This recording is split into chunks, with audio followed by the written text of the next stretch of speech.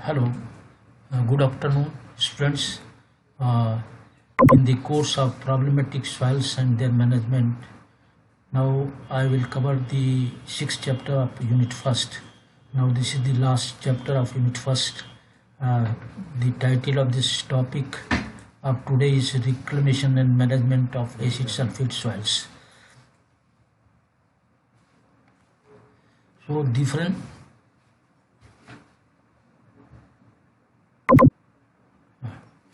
Now the outline of this topic is first is objective and second is introduction, then after definition of acid sulfate swell, characteristics of acid sulfate swells, formation of acid sulfate swell, indicator of acid sulfate swells, reclamation of acid sulfate swell, management of acid sulfate swells. Then after conclusion and learning outcome, and I've also given them some reference where I have taken the material. The objective of this topic today, the objective of this topic is to introduce the students about reclamation and management of acid sulfate soils.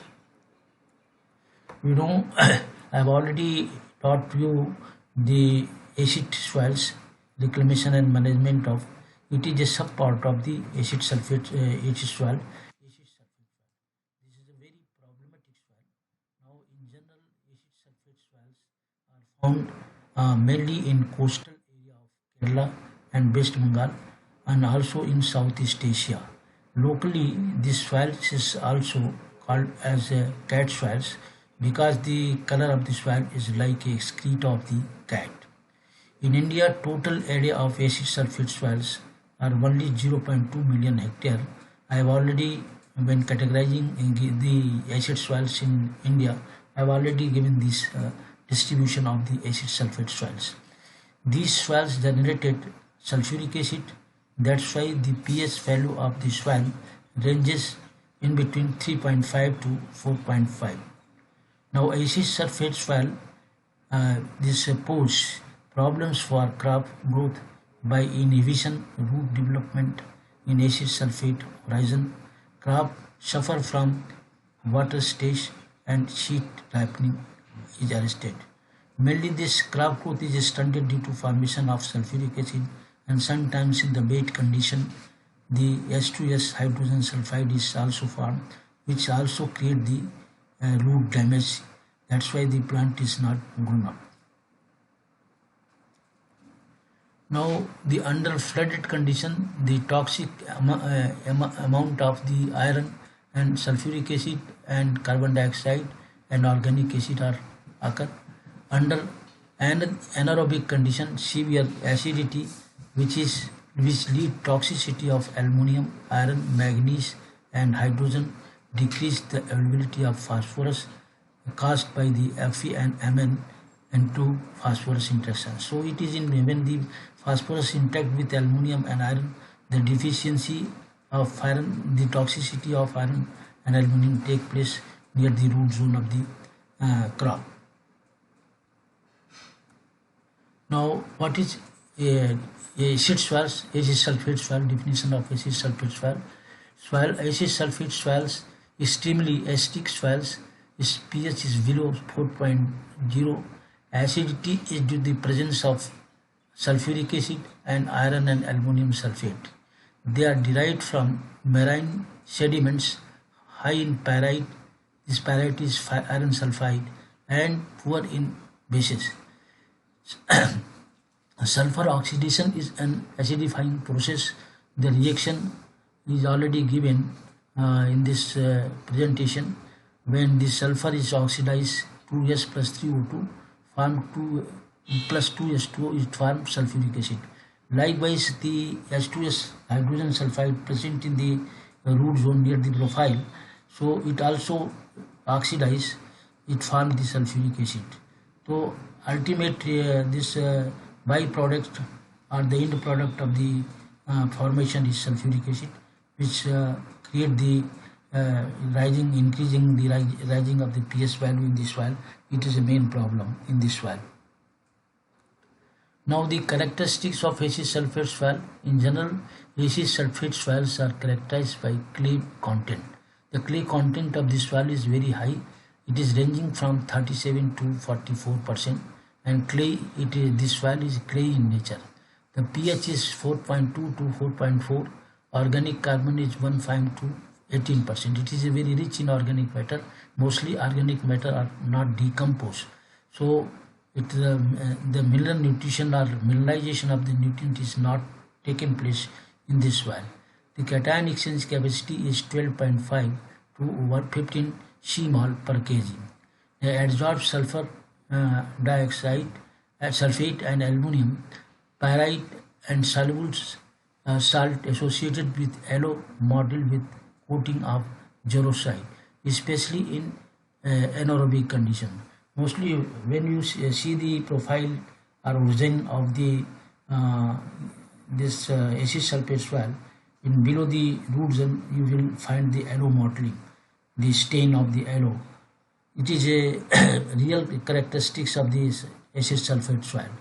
In the acid sulfate swale are kept this swale kept under waterlog for a few days, the pH is raised by reducing the ferric compound. Now submergence of the acid sulfate swales decrease the DTPA, extractable copper content, by increasing the Fe and Mn content. When acid sulfate swale submerged in nearly neutral, and when dried, this become extremely acidic. Now, when acid swales are disturbed, they are generate large amount of sulfuric acid, iron, aluminium, and sometimes heavy metals, which adversely affect the environment. When acid sulfate swales are exposed to air, the iron sulfate reacts with oxygen and iron from sulfuric acid. Extremely acidic swales kill the plant growth. Now the formation of acid swale. There are two types of acid swale. One is a potential acid swale and another is active acid sulfate swale. Mostly in acid sulfate swale, it is formed when sea level rose and flooded the land. Sulfate in the mixed water mixed with sediments contain iron oxide and organic matter. There are two types of acid sulfate swales. First, I will discuss about the potential acid sulfate swale. In potential acid sulfate swale have not been oxidized. So mostly this swale is not oxidized by the exposure of air or oxygen, and it is known as a potential acidic sulfate swale. While contained in a layer of waterlogged swale, the iron sulfate in the swale are stable. Often have a pH class, pH in between 5.5 to 7.5, contain unoxidized iron sulfate. These swales are usually soft, sticky, and saturated with water. It is get the muds which can include the wet sand and gravel. Another is actual acid sulfate swale. When potential acid sulfate swales are dispersed or exposed to the oxygen, the iron oxidize to produce sulfuric acid. Usually pH value of this swale is below 4. These swales are called active acid sulfate swales. They having a pH value less than 4, containing oxidized iron sulfate, vary in texture, and it contain yellow mottling within the profile. Now this indicator, how you can judge that this is acid sulfate swale? There are certain indicators by which you can identify the acid sulfate swale. First is acid water and metals can kill fish and increase their sustainability to diseases. Mostly because this is a mostly submerged and muddy condition, there is a layer of water. Mostly whatever the fishes population are there, they are killed by the heavy metals and the presence of the sulfuric acid. Now damage of infrastructure. The sulfuric acid can degrade concrete and steel. There is rust color iron stain on footpath, fences and walls. Now iron looking water, mostly the iron bacteria, they are floating on the water and affected water the quality, water quality. Mostly stunted dead vegetation. There is no vegetation. Whatever the vegetation present, they are stunted in growth, and bare patches appears where the topsoil is salty or acidic. Now, sulfurous smelling black sediments and mud found is low oxygen level. Alloy minerals indicative iron sulfide in aluminum sulfate soil, which later unoxidized and form H2SO4. So mostly in this soil, this S2S hydrogen sulfide is a very bad odor elements. Mostly it damages the root of the crop. Now reclamation of acid soil, acid sulfate soil. So mostly the acid, any acid soil or acid sulfates, reclamation is same like the acid soil. We have to use the lime, but this is very problematic soil. Somewhat different reclamation practices are used in the reclamation of acid sulfate soils. Acid sulfate soils can be reclaimed by growing of crops. Reclamation measures depend on degree of water content. If water is available, the soils are kept continuously flooded or saturated to prevent acidification. It is not possible that the soils are drained and leveled to remove the acid materials. When soil are limited fertilized with nitrogen and phosphorus, the crops can be sown in wet season. Now lime requirement of acid sulfate soil depend on the value of pH, and it is ranging in between 3.45 to 7.5. Then 10 ton of lime per hectare should be used, and it decreases the acidity of the soil after addition of the lime. Now the management of acid sulfate soil. Rice is the main crop in ammonium in acid sulfate soils, in which water management play an important role. To approach or adopted one, this drain extensively and maintain high water level. So these two things are very important for the reclamation or management of the acid sulfate soil. There should be well drained condition in the soil, and whatever the water is coming, what is the water layer is stagnated on the field or submerged water, that should be drained out, and mostly maintain high water level in the soil, so that the hydrogen ion may be leached down to the lower horizon, and this instead of hydrogen, other calcium and magnesium and aluminum ion may absorb on the complex of the clay. Now flooding the soil with fresh water in a wet season and by sea water in dry season would prevent the oxidation of pyrite. It is common practice to cultivate the crops or disease. So mostly what happened in the pyrite case, when pyrite is oxidized, is converted into sulfide, and sulfide then react hydrolyze, then it converts into sulfuric acid, and when it react with the clay complex, mostly the bases adsorb, that should by the hydrogen adsorb on the clay complex, they replaced by the calcium and magnesium or aluminum. Mostly in this soil there is a great toxicity of the aluminum and iron within the profile. Now addition of 9 to 10 ton per hectare of lime gave the maximum yield of rice and also neutralized the toxicity of iron and manganese. 3 to 4 washing along with application of 6 ton of lime per hectare in acid sulfate soil is quite enough to grow this crop. This recommendation is mainly recommended for the this West Bengal and Kerala. In acid soil, watermelon, betel gourd and rice, especially Masuri, ITA, 320 and RD19 can be grown successfully. Acid sulfate swales are rich in organic matter. Ammonium nitrogen play an important role as a plant nutrient. Nitrogen lasts in potential acid sulfate swales and rich in organic matter play an important role as a plant nutrient.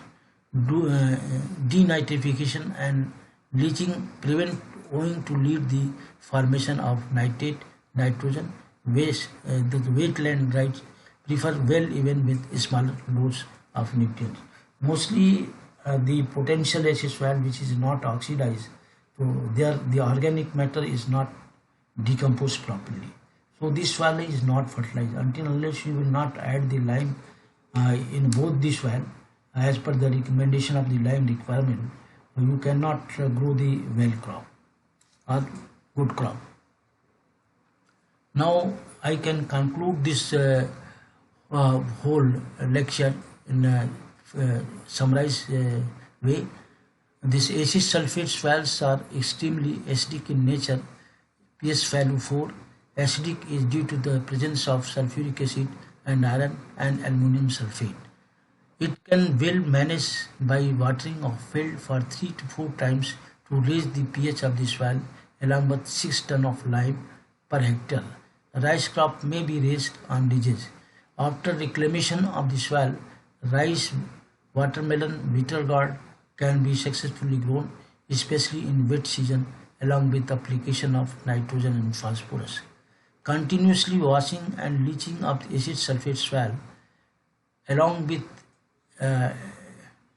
addition of lime as per lime requirement is appropriate technology for its management. Now the learning outcome of this lecture is that the student could be quite competent to know the natural formation and characteristics and include along with its reclamation and management of the crop in acid sulfate soil for their own reason with adoption of the appropriate technology. I have given some references which you can take the material. One is Mahapatra et al. 1997 acid soils in India. It is ICAR publication. It is also published in Hindi and English both. Now Sahai Bian, Fundamental of Soils. It is a very popular book and it is already available in the library. It is published by the Kalyani Publishers. Now Paul A.K. 1997 acid sulfate soils of Sundarban, West Bengal. Acid soil ICAR publication, New Delhi. Bandyopadhyay A.K. 1987 acid sulfate soil, Journal Indian Society of Soil Science, 35 442. Now Laskar et al. 1991 Journal of Indian Society of Soil Science from 31 to 521. So this is the references. Now you go to the video and the PPT, whatever the problem with you, if there is any not understandable to you, you can ask the question tomorrow in seminar, webinar class. You come with well preparation so that you can interact with me and whatever your queries that will be solved by me. Thank you very much.